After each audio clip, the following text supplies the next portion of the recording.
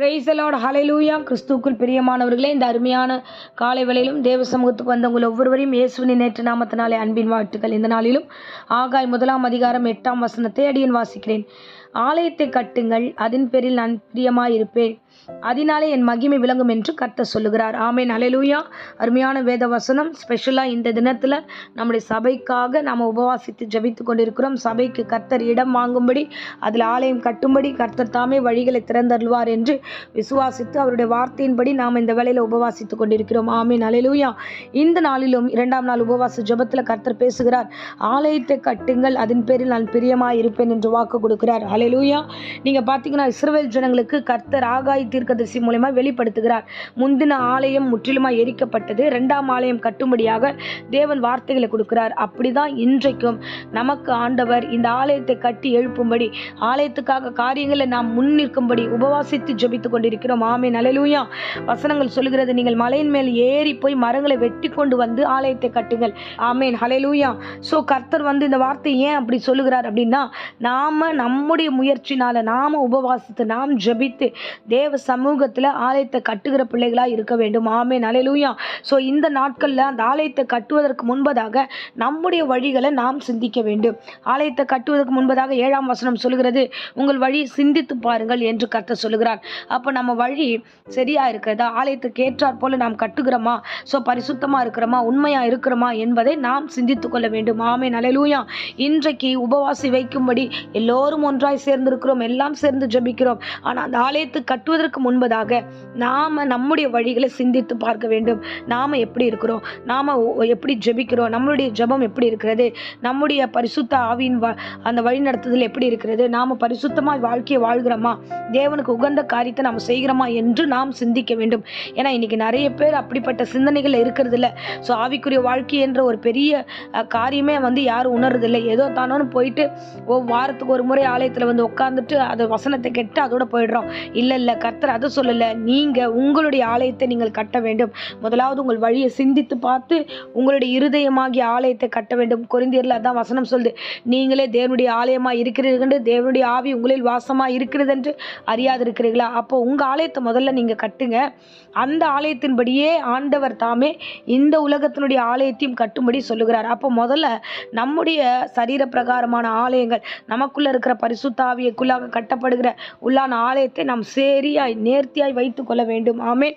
So அது அழுக்காய், அது பாவமாய் இருக்கக்கூடாது. ஆமென், ஹல்லேலூயா.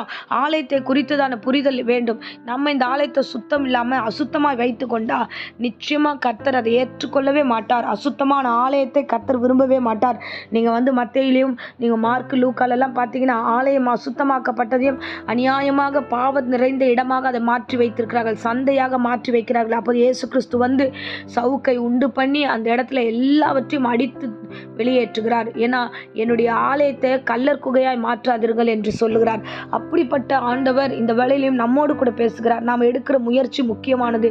ஸோ அதை நோக்கி நம்ம ஓடுகிறோம். நம்முடைய ஆலயமும் சரியா இருக்க வேண்டும், நாம் கட்டப்போகிற ஆலயமும் சரியா இருக்க வேண்டும். கர்த்தர் சொல்லுகிறார், நீ மலையின் மேல் ஏறி போய் மரங்களை வெட்டி கொண்டு வந்து ஆலயத்தை கட்டினா, நீங்கள் காலையில் அதிகாலையில் ஏறி தேவ சமூகத்திற்கு அந்த இடத்துல தேவ சமூகத்தில் உங்களை அர்ப்பணித்து உங்களை ஒப்பு கொடுத்து விட்டு அடுத்த காரியத்தை செய்யுங்கள் என்று கர்த்தர் சொல்லுகிறார். ஆமென், ஹல்லேலூயா.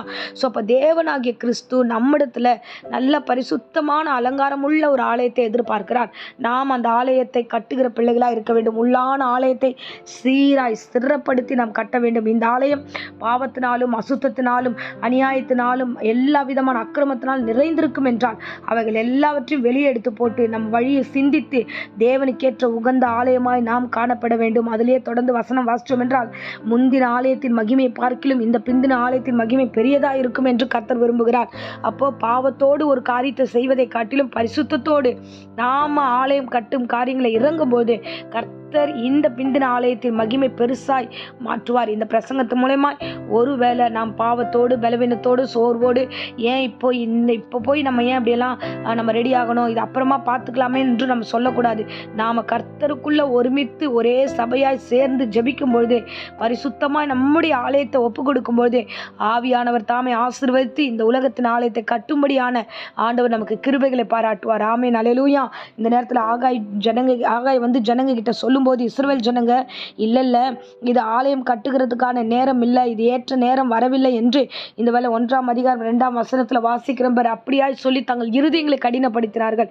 நாம அந்த மாதிரி இல்லாம தேவன் எப்பொழுதெல்லாம் அழைப்பு கொடுக்கிறாரோ அப்பொழுதெல்லாம் பக்தி வைராகியத்தோடு தேவாலயத்திற்காக நாம் எழுந்து நிற்கிற பிள்ளைகளாய் நாம் காணப்பட வேண்டும். ஆமென், அல்லேலூயா.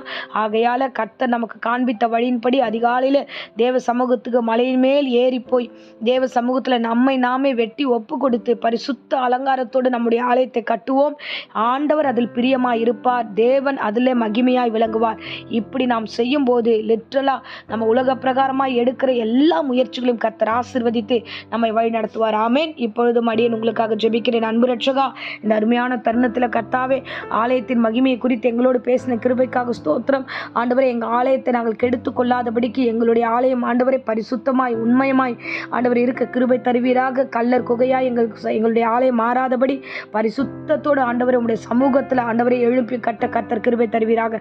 விசேஷமாய் ஆண்டவரே, இந்த உபவாச நாளும் ஆண்டவரே அப்பா, இந்த உலகத்தில் நாங்கள் ஆண்டவரை ஜீவிக்க ஆராதிக்க உமக்கு ஒரு ஆலயம் கட்டுவதற்கு எங்களை ஆண்டவரை நீ தகுதிப்படுத்தும்படியாக ஒப்பு கொடுக்கிறோம் ராஜா. எங்கள் வழிகளை நாங்கள் சிந்தித்து பார்க்கிறோம் ஆண்டவரை. எங்களை சீர்படுத்தும், ஸ்திரப்படுத்தும், பரிசுத்தத்தோடு ஆண்டவரே இந்த ஆலயத்தின் காரியங்களில் ஆண்டவரை நாங்கள் உபவாசித்து ஜெபிக்க கிருபை தாங்க.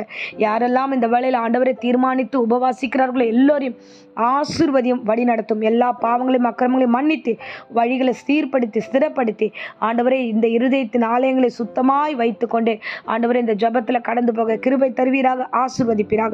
தொடர்ந்து காத்துக்கொள்ளும். இப்பொழுதும் வியாதியோடு பலவீனத்தோடு யாராகிலும் இந்த பிரசங்கத்தை கேட்டுக்கொண்டுதான் பூரண சுகத்தையும் ஆரோக்கியத்தையும் கர்த்தர் கொடுத்து வழி நடத்தும். இயேசு நாமத்திலே ஜெபித்து ஆசீர்வாதத்தை ஒப்பு கொடுக்கிறேன் நல்ல பிதாவே.